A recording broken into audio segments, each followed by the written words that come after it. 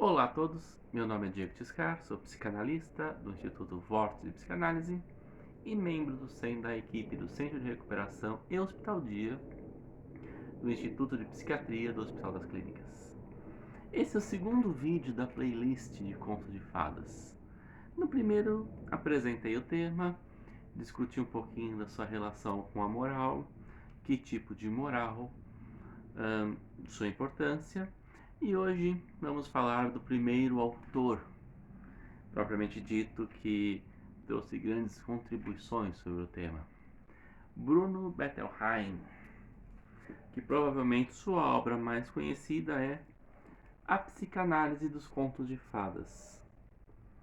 É um livro que no Brasil ele foi publicado várias vezes, teve várias edições, reedições e por mais de uma editora.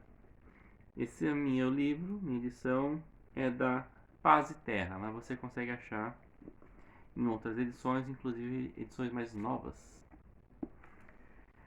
O Bruno Bettelheim, ele era um psicólogo e educador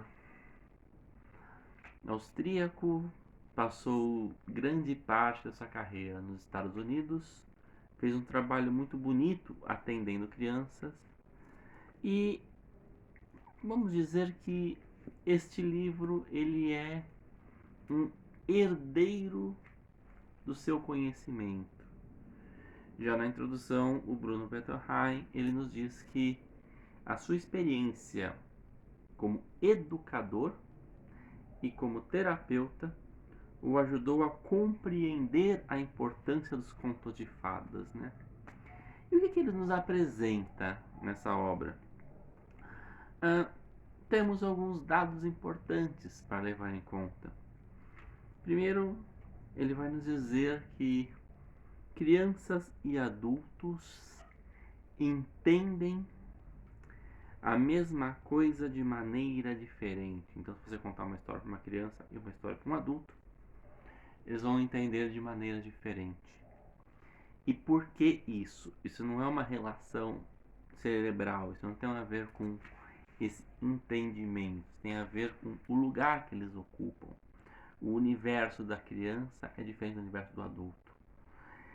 E quando você conta uma história, quando você assiste um filme, quando você lê um conto, tudo isso ele vai estar dentro de uma espécie de malha afetiva que envolve o que o criador queria passar, que envolve o conteúdo daquele tema. Quando você assiste o filme, é como se você tivesse essa malha, fosse a fotografia do filme, fosse a iluminação do filme, fosse a trilha sonora, fosse a maneira como a imagem vai contando a malha. O roteiro, ele vem num primeiro ponto, ele vem num conteúdo manifesto. Esses aspectos técnicos são conteúdo latente. E é esse conteúdo latente que o Bruno Bettelheim vai dizer que a criança entende de forma diferente do adulto. Assim sendo, ele vai olhar para o desenvolvimento infantil, para as fases que a criança passa. E são sempre momentos de muita angústia. Superar um momento, estar no momento. Relações edípicas, relações com as fantasias, relações com o desejo, relações com os pais, relações consigo mesmo, o existir, o brincar. E os contos de fada, eles operam nesse lugar. E aqui ele vai colocando cada conto em uma fase, ele faz essa separação. Claro, você não vai ter que contar pro seu filho de tantas idades. Seu filho, sei lá, tá com 3 anos e vamos supor, a idade dos 3 porquinhos. Enquanto quando fizer 4 anos, você não vai contar mais. Não.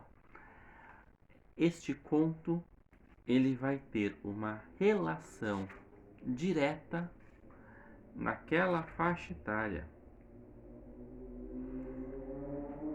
Então, ele vai colocar, por exemplo, aqui pegando o índice, o princípio do prazer versus o princípio da realidade. Então ele vai começar a colocar os contos que mais se adequam a isso, que é aquele momento mágico onde existe a mágica do conto de fadas, mas existe uma imposição do real, uma imposição verdadeira.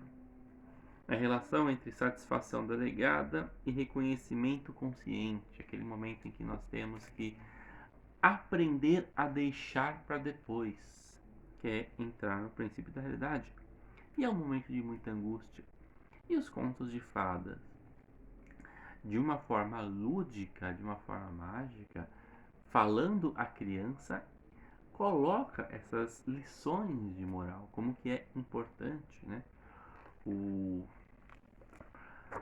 As consequências que o protagonista sofre por não conseguir lidar com o adiar. Assim como na nossa vida, nós precisamos, em muitos momentos, adiar um prazer em prol de uma necessidade. Isso é entrar no princípio da realidade. Os contos de fadas passam por isso. Tem as questões edípicas, onde, mais uma vez, como no primeiro vídeo, eu falei do Chapeuzinho Vermelho. É o Chapeuzinho que lida com a sua sexualidade.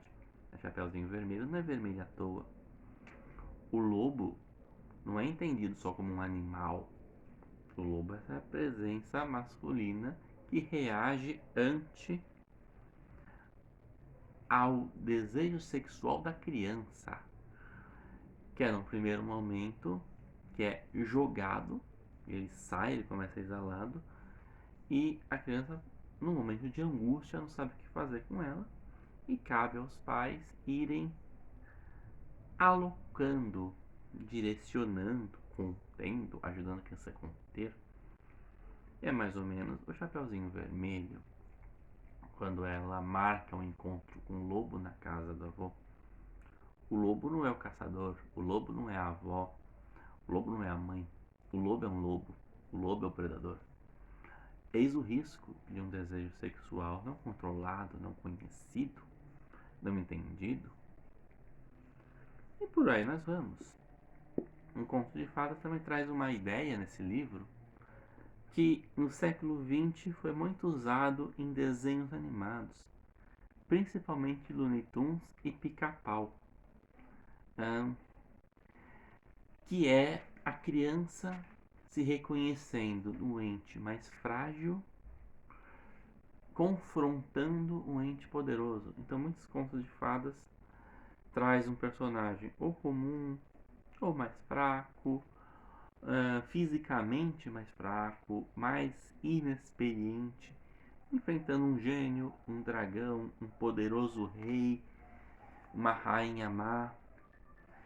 E a criança, ela se identifica com essa criança ante a imponência do adulto.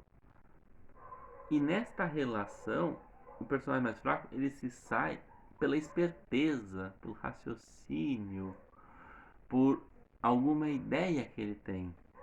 Vocês lembram do Pernalonga enganando o caçador, se vestindo de mulher, se disfarçando de outra pessoa, trocando o cartaz de temporada de caça a coelho por temporada de caça a pato? É essa expertise que o Bernstein coloca. Então ele põe como o contos de fadas, histórias que são contadas às crianças, que ajudam nessa elaboração de um lugar que só a criança vai ouvir. O adulto pode até conhecer, ele pode saber porque ele está contando essa história para a criança, mas é um conhecimento racional. É um conhecimento racional que já vem de uma experiência que ele teve. A criança não, ela está ouvindo pela primeira vez, ele está conhecendo, ele está tendo essa relação com esse universo lúdico. E a ideia é essa, né? O Freud, ele vai dizer que poucas coisas são tão sérias como a brincadeira de uma criança. E é verdade, observe, quando uma criança brinca, ela está levando a brincadeira a sério. Porque para nós é uma brincadeira, para a criança é uma tentativa de entender o mundo, é uma construção da realidade. E é isso que o Bruno Bettelheim nos diz: os contos de fadas estruturam a realidade da criança. Então fica a dica de leitura. Queira você trabalhar com o infantil diretamente com crianças ou não, até porque o infantil existe dentro de todos nós e é bom que ele exista. E é isso, vou ficando por aqui. Dúvidas, sugestões, críticas, dicas, deixa aqui embaixo. Nos vemos na próxima. Muito obrigado.